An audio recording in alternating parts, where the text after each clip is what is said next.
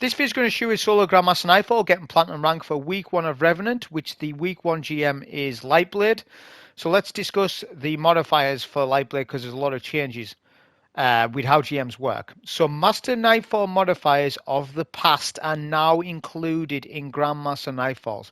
So Grandmaster Nightfalls have actually been given a slight buff in terms of slightly more difficult because of these modifiers, but I say only slightly because you take, if you were to say to me, run a old GM with the old resilience, the old tier 3 resilience that we used to do, right before resilience was what it is now, those are still harder than this iteration of GMs. Even if you give me famine, it's still easier now, but disregard that because that was it. That's Season of the Haunted stuff and before. If you were to compare this season to last season, GMs are actually harder on a modifier basis. But the artifact mods are going to make GMs easier anyways. So it's kind of like taking it with one hand and then giving you it with the other. All right? So mode modifiers are all Vanguard rank points are increased. So it's double Vanguard points, double Nightfall drops. So it's double Nightfall drops. The general GM modifiers, we have Extinguish, Limited Revives. That's all the same up until now. Counterfeit. When defeated, combatants can drop explosives disguised as familiar items. I'll talk about all this mod. I'll talk about this mod in the run. And we have Famine, which is a Master Nightfall modifier. This is the first week ever that they've ever introduced Master Nightfall modifiers into Grandmaster Nightfalls. It's a first for the history of GMs ever, right? Now, again, it tells you what Famine does. I'll talk about this as well. How also these two are two bad combinations. Having Counterfeit and Famine together is a bad combination. I'll also tell you why that is in the run. Self-build crapping. Overcharge weapons. Overcharge GL, Stasis Surge, Void Surge. Pay attention to the surges because if you're using Wish Ender, for example, it won't be overcharged if you don't run Void or Stasis because bows aren't on the artifact list. Wish Ender is its own thing. You won't overcharge it if you don't meet it. But I would still recommend you use Wish Ender depending on your circumstance and depending on what you want to do. Combatant adjustments, randomized Banes, I'll talk about this in the run, and Arc and Solar Shields. Finally, Barrier Unstartable and Arc Fret. So that's that menu. I know I've went through it quite a bit, but that's the menu. I actually quite like it. But anyways, the build. So we're using a Prismatic Warlock, Song of Flame Super, Heal and Rift, Arcane Needle, Storm Grenade, Aspects will Feed the Void, Bleak Watcher. I'll give you a reason and description for each. Facet of Dawn for Radiant, for buff. Facet of Balance for what it states. Facet of Protection, you always want that on. While surrounded by combatants, you are more resistant. While Transcendent, this is good. Facet of Courage is a massive one, right? And Facet of Dominance for a debuff, right, via our Transcendent Snare because it's part Void. And we can double dip with that with using a Storm Grenade every now and then, which we may or may not do. Gateway Artist, obviously the exotic, so this is the build from last season. I'm using it this season. The mods are on screen. I'm not going to go through it all. I'm just using a general utility kickstart. You don't need a special surge build for this. You don't need it. You just need that. Anyways, artifact mods. What mattered in this case? Kinetic impacts, if you use an Anarchy, does matter, but it didn't matter in this case.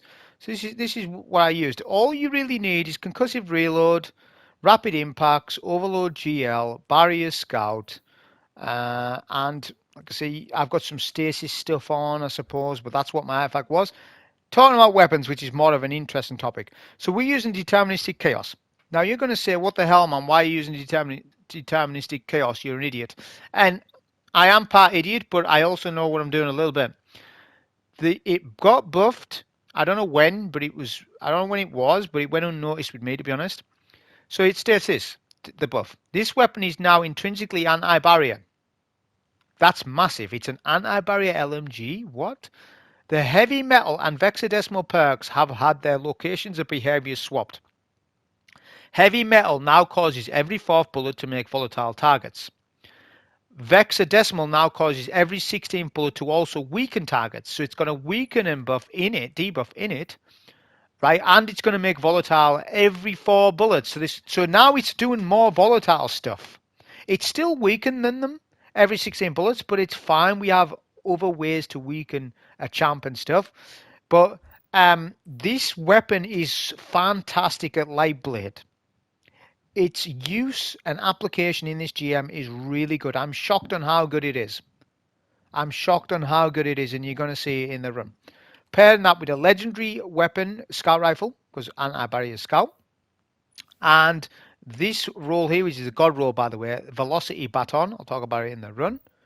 If you don't want to do this, say you wanted to do that, you could, right? If you want to do that loadout, you can do it with Anarchy.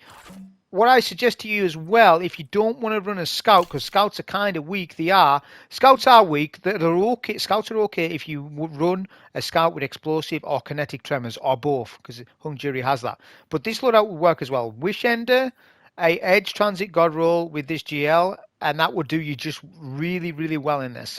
But I went with this loadout here, and this has an upside over the other loadouts.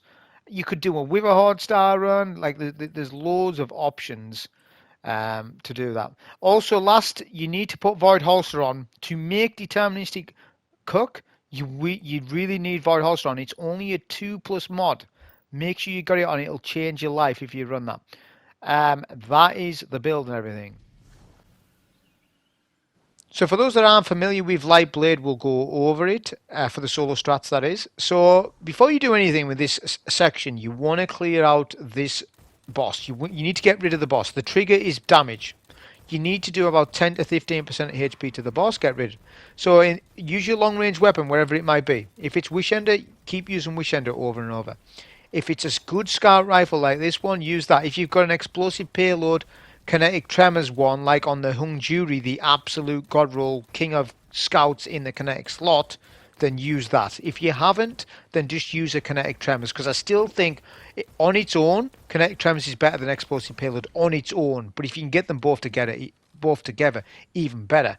Look how quickly we got rid of the boss. So this scout's putting in work. Bear in mind we're minus 30 delta, minus 29. Okay, now you need to wait. There's a Bane over there in this case. It's a shock one. But we're going to wait and let the Bane and all the ads go to mid, because we're going to fight from left. But we can't fight from left properly until those till those ads go to mid. Which there's one acolyte that hasn't. He's going to go to mid. Perfect. Now what's going to happen is there's 2 barriers in mid. We're going to try and debuff them. We'll get a turret down.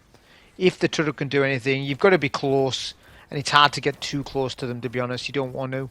You want to fight from here, because if you fight from here, the ads won't push you, but the boomers will sort of do chip damage at you, and you might get odd nades from left and top, but you can take out the 2 barriers easily from here. When you get a Transcendence on this bit, pop it. Because of the nades that are hitting you and stuff, you want to melt the second barrier quickly, because the second barrier wants to run away if there's a couple of ads killed. And if the second barrier runs away, that means he's going to run to mid, which means what? Means you have to clear out the ads surrounding that champ in mid, and it's going to cost you time. Now, you don't need to kill these 2 barriers. I know you're going to say, scream at me, you can run past them. I know. My initial plan was to do an exploit at the boss, but I didn't do the exploit.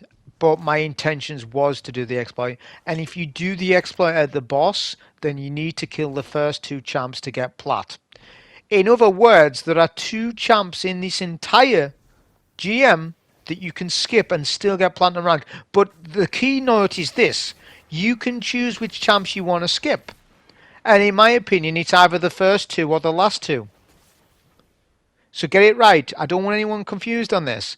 You are allowed 2-3 tickets from me.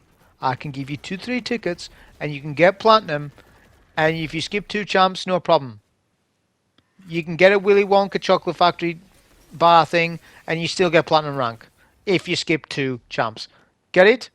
Are we clear on it? Because I'm sick of telling people every time Lightblade comes up about this. I ended up killing them and not needing to, but I was too OP. At the boss fight. I'm sorry, I was too strong at the boss.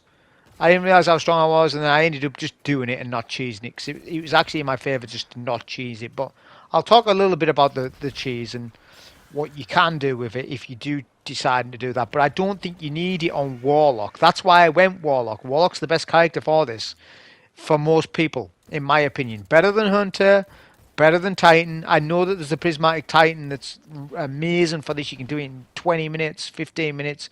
But that you need a lot of high skill on Prismatic Titan to pull those off. The average player is not going to be able to pull it off. The average player needs long range builds. Henceforth, you see a long range build like this.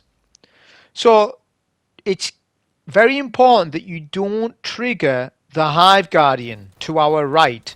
The way to do that is not look at him. You know when you're at school and you're doing something bad?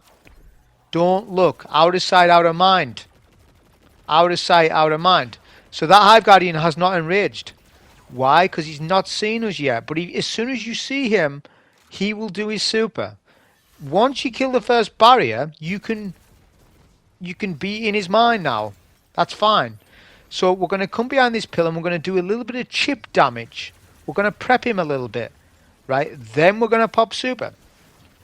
Right? Then we're going to do our melee grenade. But remember, my baton is a god roll and it's got attrition orbs and demo. So demo procs in my super. So if you have this roll, I highly recommend that you use it, especially on a Warlock, because it's useful because you can debuff whilst you're in your super. Because it's proccing after you throw your nade, of course, because it's got Demolitionist on it. Attrition orbs is a whole other discussion that I'll talk about when we get to the boss. I'm not talking about it yet. So look at the room. We've done things in stages. First stage was to quietly take down the first barrier. Second stage was to pop super on Hive Guardian. Third stage is to kill the second barrier that will expose himself because the first barrier and the Hive Guardian has been killed. So the initiative, the AI move of the final barrier is to push you in mid. That's good. That's what we want. We want him to push. Then you start clearing acolytes. But don't clear too many. Make sure that the barrier champ's killed before you do that trigger. Because the next trigger for this room is acolytes. Which is why you saw I didn't take many acolytes out at the start. We'll pop a Transcendence. It depends on luck where the Hive Guardian goes. I got bad luck. He jumped backwards type thing, and then he's on the stairs messing around like that. So I couldn't get full use on my Transcendence, but that's no big deal, right? Because we basically set ourselves up. What the goal of this is this: never have two Hive Guardians fighting you at once. Look at Deterministic Chaos, the damage it does to them, right? It does really well. Plus, when a Hive Guardian pops a barrier, your LMG will go through the barrier because you've got barrier rounds, of course. Right? So it's just really good on Hive Guardians as well. By the way, with ammo, if you're not sure if it's real or fake, shoot it. Because of the counterfeit mod, right? That mod can actually kill you. It's inconsistent. Now we're on the final, I'll talk about that in a minute. We're on this final phase, so I'm going to get a turret down, then plus debuff with GL. I haven't got many GL shots left, so I'm going to use what I can, but I'm going to have to back up. I'm not going to pop super just yet. Always be aware of suppressor grenades as well. Suppressor grenades can one-shot kill you. At minus 30 at least, if it's a direct hit, they will one-shot you. But the AI pattern of the Hive Guardian is to go super, end super, pop barricade, then throw a grenade. Let's see that nade. So the nade hit us, but it didn't hit us directly, so it did no damage. It did suppress us though. I haven't used super, so this is our final super usage. So notice that we haven't used our super not one time on a barrier, because you don't need to. Not here. The goal is to use it on the Hive Guardians because Song of Flame can tank them. Right? Transcendence can tank them to a degree, but not as good as a Song of Flame super. So that's why use it on what's difficult. It's like a puzzle. Use your stuff, your supers and stuff like that, or heavy, whatever it is, on the stuff that you find difficult, not easy. Why use a super on a barrier which you can easily take with your scout and your GL? Literally. Or the machine gun. So now I'm going to speed up the footage a little bit, as we're going to do the Sparrow trick. So to do the Sparrow trick, you need to go to the patrol zone of the Savathun Throne World and spawn your Sparrow. Don't use the skimmer, because the skimmer messes up with the strat. The skimmer, you can do it with the skimmer, but there's a downside to the skimmer. And I'll tell you that when we get to the tomb ship. So talking about the counterfeit mod. So the counterfeit mod will basically generate engrams and ammo, and they look like it. And to be honest with you, they kind of do look like ammo at times. And engrams. They've got them identical. However, they electrify. You can hear them electrified, like the one you just saw there to my left. When you hear that, you've got to run past them. Do not stand, because there's a chance they one-shot you. There seems to be a bug. They're not meant to one-shot you, but sometimes they do one-shot you. So I don't like the mod because of that, and I also don't like the mod because of the next thing I'm going to tell you. The reason why I don't like the counterfeit mod is because I have a theory that it's interfering with heavy ammo drops. So not only is famine on, which means you get less ammo, which we know that we've known this for years, which it is an actual modifier that does what it says, but the counterfeit mod also generates heavy ammo that's fake. And I think that ammo isn't coded properly, and I think in the game, under the hood, it thinks it's giving you the heavy, which it is giving you the heavy, but it's fake. So do you see what I'm saying? This is why I'm saying this counterfeit mod. I mean, I would need to run a counterfeit GM without famine to see the difference between this and a famine GM. But I have a theory that it's definitely interfering with it, because I've run a couple of GMs today, testing different loadouts, as I do, you know what I do.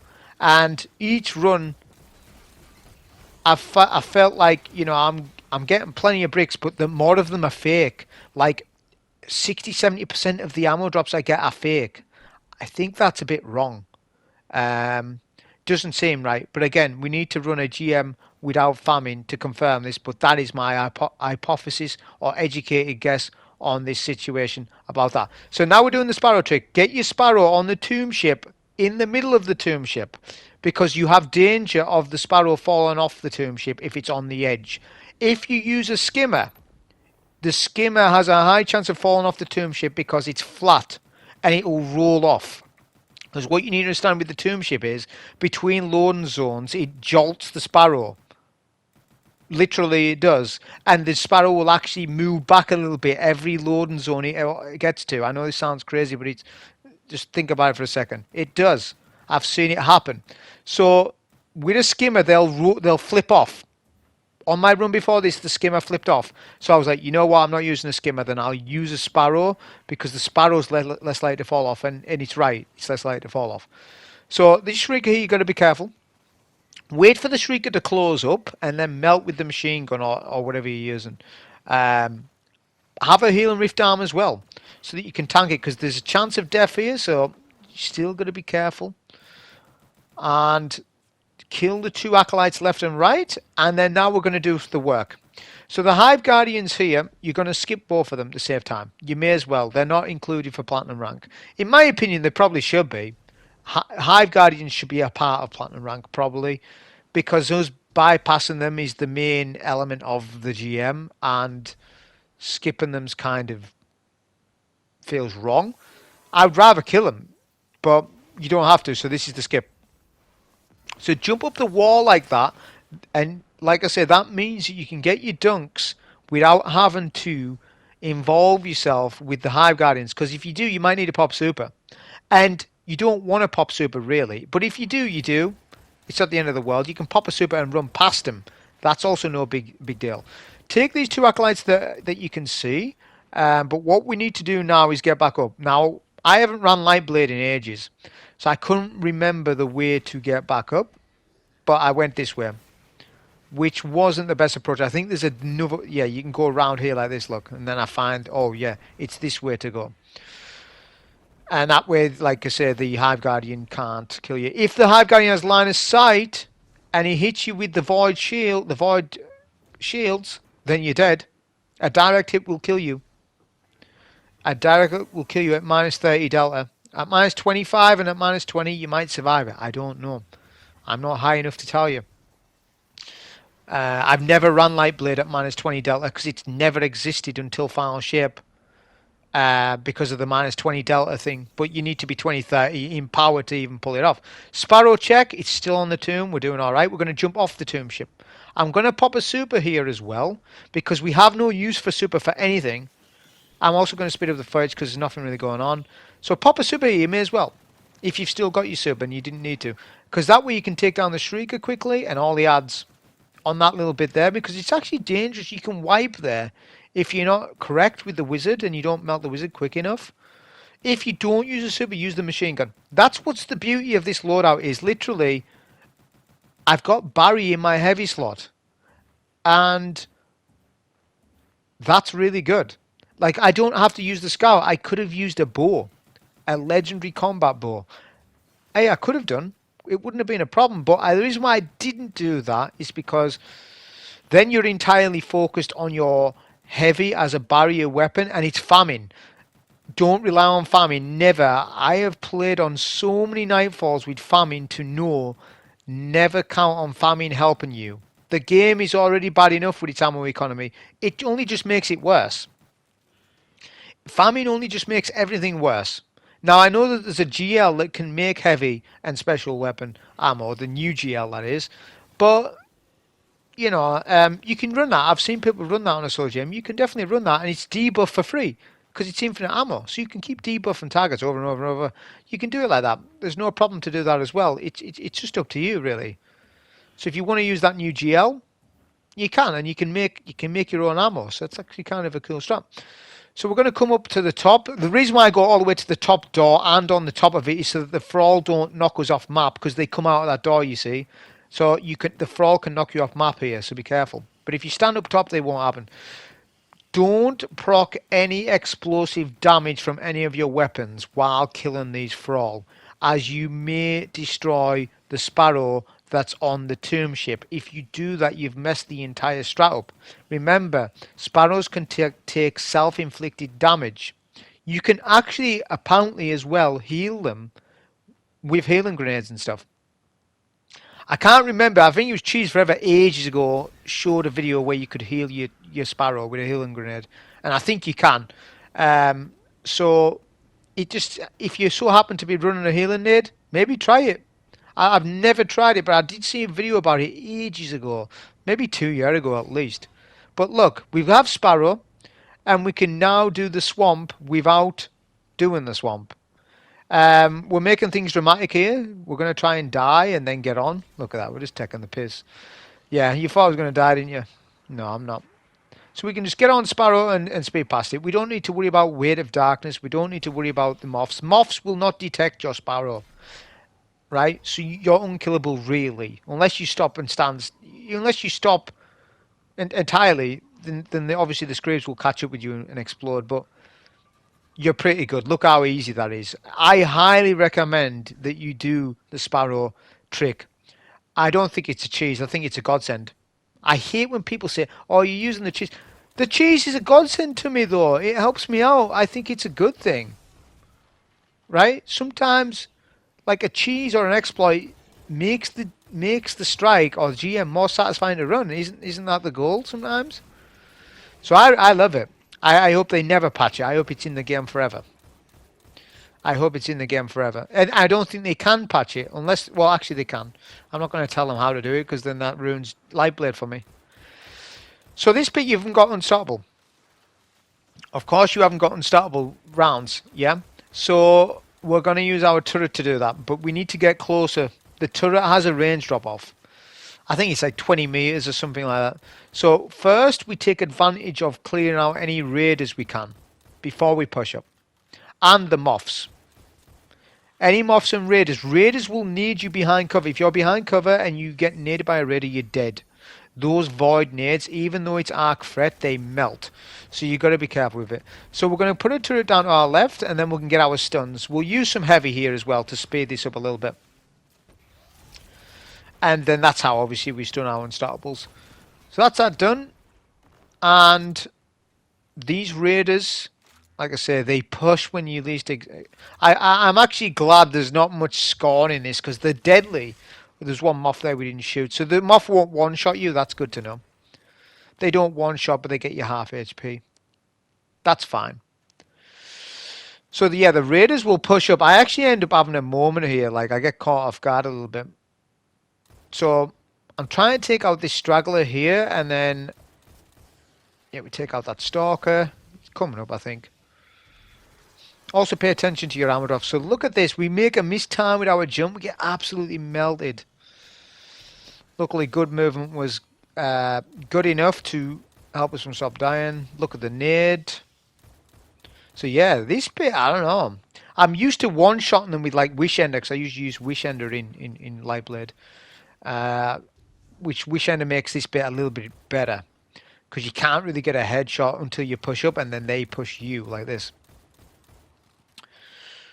So yeah, there's a group of raiders as well at the exit of this cave. And there's unstoppable champions. There's a Scorn one and there's a Hive one.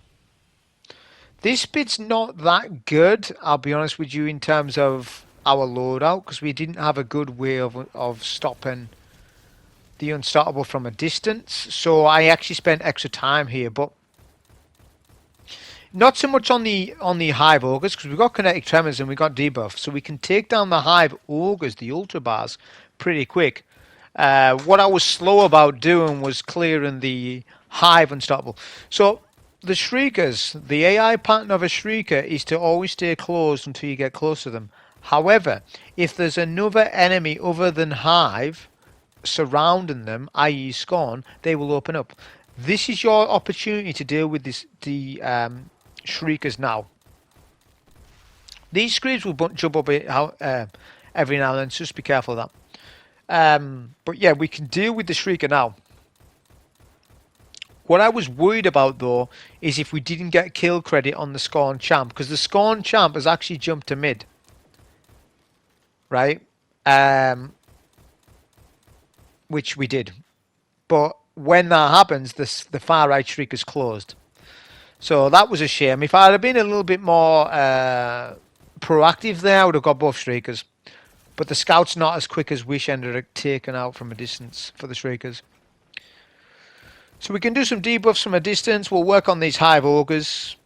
We can't use a turret here. I do try and use the turret, but it won't stun and unstop from here. So that if you're using this exact loadout, the strat would be take down the Hive Ogres, then jump down.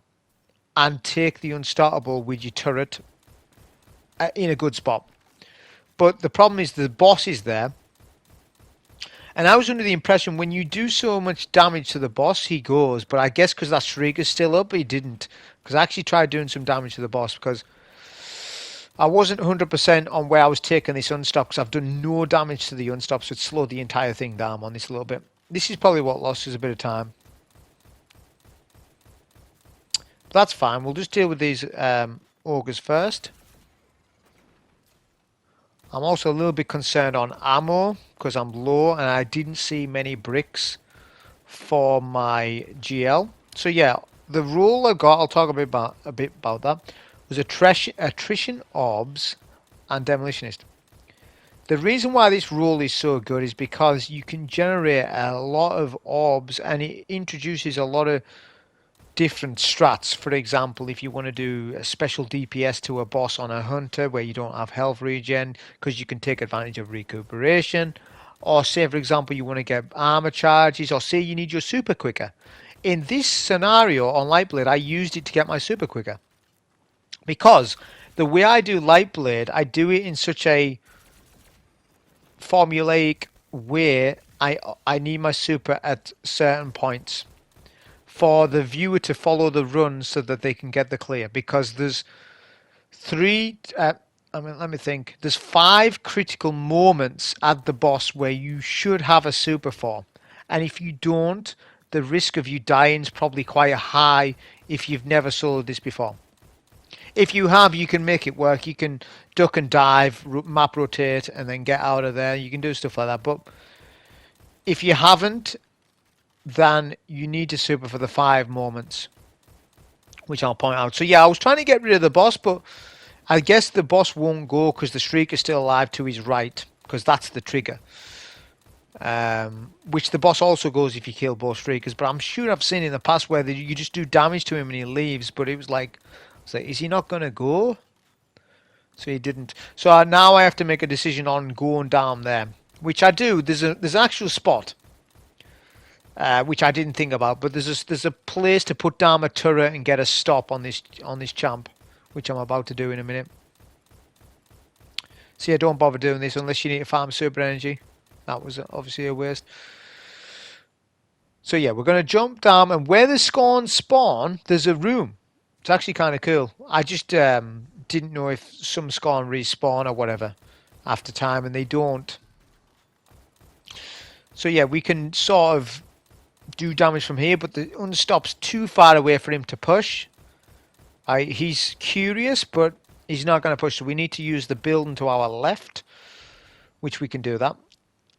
Bear in mind, once I push past that building though, the boss will start to do damage. So we're just going to make sure we get a freeze of our stun here, which gets us done. That's it. So we shatter, obviously when he's frozen, and then just wipe out with heavy. That's good damage, by the way. It's so good. Bear in mind, remember, we're minus 30 delta, and this machine gun's melting at minus 30. So imagine at minus 20. Imagine if I was at max light possible for this GM. This LMG would melt. Now it doesn't stack with the debuff that this machine gun offers does not stack with concussive reload because the two of the same buffs, debuffs that is. But it does stack with radiant, right? So when we are using radiant, we're using that.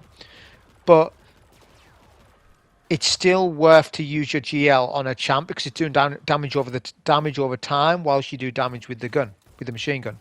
So it's still worth to do that, even though both debuffs don't stack. It doesn't matter. But it would be nice if they did. Imagine if they did. So that's that bit done. I was concerned about ammo. I suppose we're going to go in with 13. There might be some ammo up top somewhere, but I'm nearly at 30 minutes already, so I just want to get going with the boss fight. So we'll risk it and we'll go with 13. That's fine. If there really was bricks back there and you had 0, you should go for them. So now on right hand side you'll see a graph. Now I used this graph on the last time I done a video on Lightblade. I used this graph. So the graph up top, right? I need to explain that. Obviously we're using a turret and we're going to use a super E on the boss, which is completely safe to do, by the way. You want to do this on your first phase. Anyways, the graph. So the graph shows you blue for exploit, yellow for door, red for statue. So there's a statue. That is your point of reference. It's a statue with a sword fighting Zol. Yes. That is the statue. So imagine the room as a clock, as a dial, because you want to learn this, and this is a good way I teach people how to do Lightblade. It's literally the best way to do it. So imagine on a clock the statue is position 6. Now the arrow on 6 on my graph is pointing upwards. What that means is that I'm considering position 9 as left and 3 as right. Got it? So when I say left hand side, I mean the left hand side of the statue is 9. That's important to know because you need to be on position 9. We're going to be using position 9 a lot in this run. So do you understand it? Don't try and invert it. You could invert it and say 9's right and 3's left, but that would be you looking at it a different way. Look, we're going to end up having an argument here about front and back like in King's Fall. I don't want that argument with you. I run the graph. I drew it with my own bare hands, so I think I'm allowed to decide what's front and back. So 9 is left, 3 is right, 6 looking away from the statue, looking away from it. So when we get the boss to a 3rd HP, that's when we need to be in position at dial 9, because all these triggers matter. Because when you do a trigger, say for example you send the boss to the next phase or you kill a knight, something happens in the game with a spawn and the game will calculate where barrier champions are going to spawn. So you can independently make barrier champs spawn where you want. There are different configurations on how to do that. It depends on where you have met that condition, right? So say for example we get the boss, say we kill a knight, but we're standing at position, we're standing in middle, we'll be able to manipulate a champ to a certain dial. Now I'm not going to tell you every single configuration because that would just annoy me. What I'm going to tell you is the configuration that I like to use, and I'll tell you that when we get to it. All you need to do right now is you need to keep going from middle to position 9. That's left hand side of the statue. You need to keep doing damage from left to mid. 9 to mid, 9 to mid, like this. right? You need to keep doing that because you're going to get yourself set up for where the Hive Guardian spawns. He will spawn at position 9 every time, by the way, wherever you're standing. So the Hive Guardians are separate to the barrier champs. But you want to be at position 9 to do your instant damage so that the Hive Guardian jumps over, because you need a standard, you need a formula. You need everything to be consolidated, because Lightblade, if you do it a mess, your spawns are also a mess. I love this. I love this mechanic on that you can control enemy spawns and where you stand when a trigger is met. I love it. There needs to be more GMs that do this. There isn't. I can't think of any right now that does such things. Proving Grounds has some odd things going on with it if you do certain things in different ways. But other than that, there's not really anything that has spawns like this where you can control them. So we need to be at position 9 when you get 3rd HP. So we're at position 9. Look, Hive Guardian's going to spawn, get a turret down, debuff with GL, move, because the first AI pattern of that Guardian is to throw a nade. He will throw a nade every time, just about every time. That nade will one-shot you, so you need to slide out. Do not overcommit to damage, because your goal is to do chip damage, wait for Guardian to jump, right, then pop super to tank his super, right, and then finish. Now, look at the orb. I got unlucky there. But anyways, because sometimes the orb will go back to mid. It's actually a little buggy at the minute. Anyways, the next trigger is the knights. Okay, so you only kill one knight, not both of them. Don't kill both knights. If you kill both knights and you are out of position, it's going to mess it up. Because the next phase is going to be when the next phase is going to be the first phase of barrier champs. This is a critical moment and you need your super for it. Now, obviously with Lightblade, you get orbs of power in mid. There's still some orbs of power, so we're going to go and collect them. Whilst that's going on, there are Curse for All in mid. Now, it is okay to run past them, providing that you haven't got an Arc Soul on you, because if the Arc Soul will shoot the explosive Thrall, and it might blow it up in your face. So don't have that procced. You should not have an Arc Soul proc while you're going in mid collecting orbs. You should never do that. Also, you may as well clear some of the ads, because it's a chance on ammo. I'm low on special right now, and I don't see any special ammo around me, which is at this moment in time not good, because I want plenty of special ammo, because it's actually good for doing damage. It speeds damage up against the boss. So yeah, the final night is left until we do an ammo run. That's your ammo and your orb run. It's because you want a super. You've only just used your super, but you want a super for the first set of barrier champs. It is absolutely essential for general players to have a super, whatever you're doing, whether it be a behemoth run. If it's a behemoth titan run, make sure you got that. If it's a strand run on hunter, make sure you got that super. It all applies. So you need to be on position 9, and the first set of barriers will spawn at position 9 to 8 on left, and 5 and 4. So one barrier spawns on your side between 9 and 8, and the other barrier will spawn on right, but he will jump over to you. So you kill the first barrier with your super plus GL and a bit of machine gun if you want. Yeah, and it allows you to out tank it. But don't worry about the second champion, because he will start to go to mid. He could be Roman. It's RNG at that point. So don't worry about the second position of the barrier on the 5 and 4, because he does spawn at 5 and 4. Don't worry about that. You just need to worry about the first champ at 9 and 8. That champ needs to be melted with that one super. The chances of you melting both champs with one super are very minimal. You just won't have enough energy to do that, in my opinion. You'll struggle. It's possible if you get good luck with positioning on the barriers, but I highly doubt it. So at that point, you then want to do a map rotation. So the entire time now, you need to be running around and calculating. So this barrier, in my case, is standing in mid, which is really nice. So we're going to get a Radiant melee, and we're going to use Deterministic Chaos, get a stun.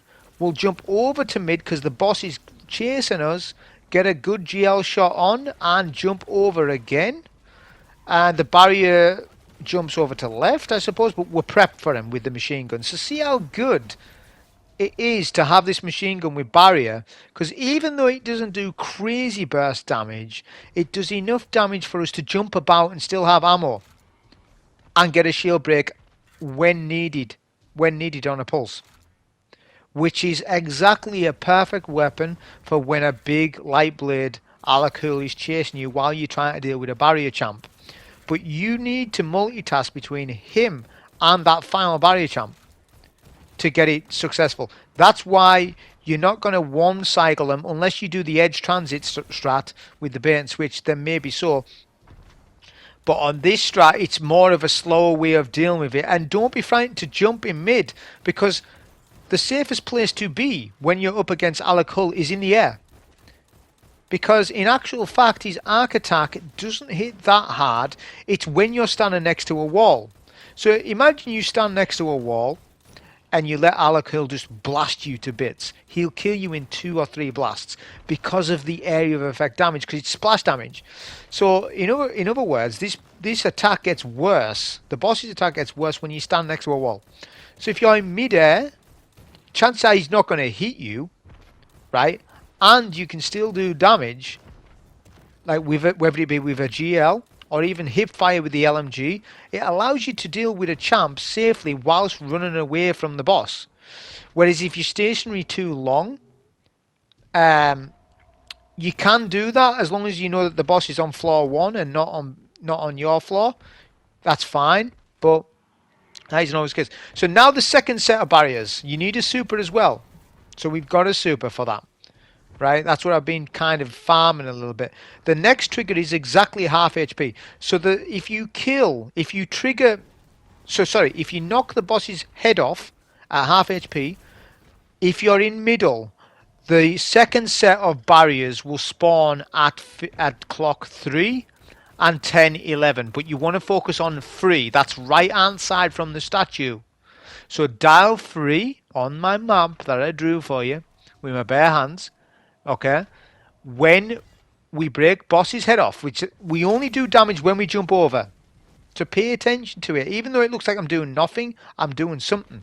Every time I jump to mid, when I'm jumping back over, I'm looking. So I'll just break his head off. So we're going to get a turret down, and then we're going to get a debuffed GL shot, and then we're going to do our super, and then we're good. Okay, as long as we get our stun with our scout or whatever, right, or machine gun, wherever it be, and that's it. We run away, and then you need to proc devour. Try and proc devour on some of these acolytes, and then run away, because you'll still have a devour kill chain going, and then run. And then 90% of the ads should be killed, and there should be only 1 barrier left. There might be a straggler of acolytes. So now we do map rotation until we find the acolytes. So just keep doing map rotations. Let things calm down a little bit. There's a acolyte with a moth here. We can't shoot the moths. We've got to run away. The moth's being dumb. The hitbox on it, so we've got to run. Because we could have wiped there. We're actually, believe it or not, a few seconds away from dying. Because the boss is chasing us while we're trying to shoot a damn moth. Sometimes it's just better to outrun them. And they'll explode eventually anyways. So map rotation is the biggest thing you can do for this. Because literally, the strats I'm telling you, you can literally do this with blue gear. If you wanted to, you could do it with blue gear on this strat. Of you doing map rotation. So we're going to pop a Transcendence here. We didn't do the best job here, but the boss is acting a little weird. He's actually jumped down as well. So we got so lucky there. I can't believe he jumped down after that. But yeah, I sort of stood my ground there. Sometimes you can, and you will find that sometimes the boss is less aggroed depending on how many other ads are alive. If you're down to just 1 barrier, the boss isn't as bad for some reason. But when there's 2 barriers up holding hands, because they do, the boss seems more aggroed on you. But the thing is, you can't compare that, because on this run there was never a point when there was 2 barriers alive, because I killed one. The first one with a super at every time on each set of barriers. So you just have to trust what I'm saying to you. I know, I've been in Lightblade jail. I've been on the solo jail for Lightblade back in the day when it first came out, and it was a jail. It literally was, and it was so easy to die, especially on the old resilience. Literally, Lightblade had the worst attack in the game. It had the worst boss attack in the game. It still kind of does, but I suppose things worse. Vesper's horse is worse than Alak Hul, definitely as a boss. So big with the lightning strikes and stuff. So that's probably worse than this attack, because you can always outrun Alak Hul 90% of the time if you know what you're doing. You can generally outrun him as long as you're used to the map rotation of going round and round and round. Then you're good. So we need another super. That's why I've been delaying for time a little bit, but it does make the strat super consistent. Like, you're going to do this 8 out of every 10 times you do it, as opposed to if you don't wait for a super, there's a risk of death. Because you're not going to have that super resistance that Song of Flame gives you. So now we need to go back to dial 9. Remember, Hive Guardian spawns at dial 9, but we're making orbs via attrition orbs there. So we're making orbs off him. So even though the orbs have disappeared in mid, we can make orbs with my gun, which just makes it so good. So if you do get this roll, which I think is pretty common, in actual fact, this GL, this area denial GL, I see a lot of people with this attrition orbs roll. And this was the first one I ever got, I think. So even though it's a god roll, because god rolls are bugged, I think attrition orbs and demolition are similar in perks, like the columns or whatever. So I think it's easy to get the roll. So pop an 8 down, same thing. We're going to use a bit of deterministic, but we're going to outrun that nade. Look at that, he's already half HP and we haven't even popped super, but we'll pop super anyways. I probably could have killed him with the LMG alone. Are you seeing the amount of damage we're doing with it? I'm not trying to troll with it and say I'm good and stuff. Oh, but look at this. We messed up. So remember I said never kill the 2 knights right away. Well, I did. So I've ended up killing the 2 knights straight away, and that's proc the next phase. I was intending on doing the exploit, but I will be honest, I didn't need the exploit. On Prismatic Warlock, because of how good Prismatic Warlock is for like solo GMs with the Song of Flame and the Devour and the Stasis turret, didn't need it. When I fought myself after, I was like, oh damn, they're gonna die, because I put too much transcendence damage into them. Because look at my graph, there's a little star on the graph saying exploit. If you want to know about the exploit more, then watch my previous Titan video on this, and it will go more in depth into the exploit on how you do it.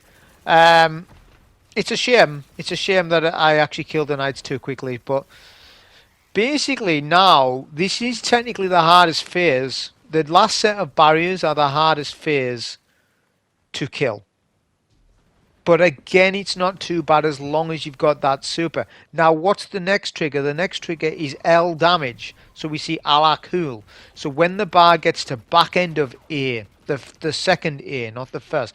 When the damage gets to back end of A, the last set of barriers will spawn. And wherever you do that damage will also trigger where the barriers spawn. So if you're in mid, the barriers will spawn in a different place, depending on where you are, because it's that dial system I've been on about. I think, if I remember correctly, I killed my first champ that spawned at position 9. Again. Because I hadn't done this set of barriers for a while, I was thinking on the run, where do they spawn? I couldn't remember exactly, but it's position 9. So what I opted to do was do damage from 9. Where was I at?